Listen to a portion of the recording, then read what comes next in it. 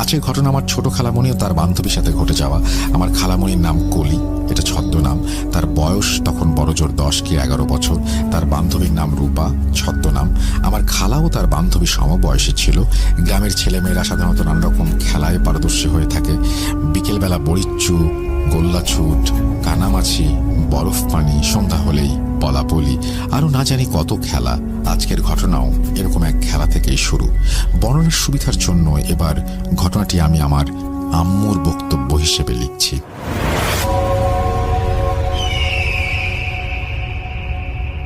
সময়টা শীত চলে যাওয়ার পর একটা সময়, গরমটা ঠিকভাবে তখনও পড়েনি। বিকেলবেলা আসর ও মাগরিবের মধ্যবর্তী সময়। রূপা, কলি আর আরও প্রায় সমবয়সী 8-10টি ছেলে মেয়ে মিলে ওরা বাড়ির বড় উঠোনে সেদিন বুড়িচ্চি বা বৌচি খেলছিল।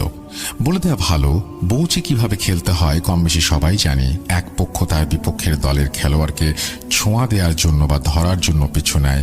সেই বিপক্ষ দলের খেলোয়াড়কেও ঠিক দিক বিদিক ছুটতে হয় নিজেকে ছোঁয়া থেকে বাঁচানোর জন্য। বাচ্চারা হই হুল্লোড় করে খেলছে। আমি, আমার মা আর অন্যান্য ভাই বোনগুলো যে যার কাজে ব্যস্ত ছিলাম।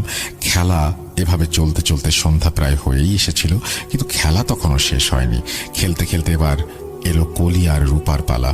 কলি দম ধরে দাবড়াবে আর রূপা নিজেকে বাঁচতে প্রাণপণে ছুটবে। যেমন নিয়ম তেমন চলল। কলি রূপাকে ধাওয়া করলো, রূপা ছুটল এদিক সেদিক। রূপা ছুটতে ছুটতে কবরস্থানের ভেতরে চলে গেল। ওদিকে কলির দম ফুরিয়ে এসেছে। কলি তখন ছুটতে ছুটতে দাঁড়িয়ে গেল আর জোরে জোরে হাঁফ ছাড়তে লাগলো। অন্যদিকে রূপা ছুটছে তো ছুটছেই, খেয়ালও করেনি যে কলি অনেক আগেই তার পিছু ছেড়ে দিয়েছে এবং সে ছুটতে ছুটতে ইতোমধ্যেই কবরখানার মধ্যে চলে গেছে।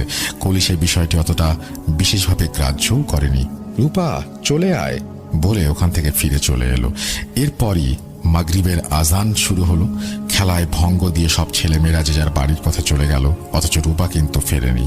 এমনকি কেউ তা খেয়ালও করেনি।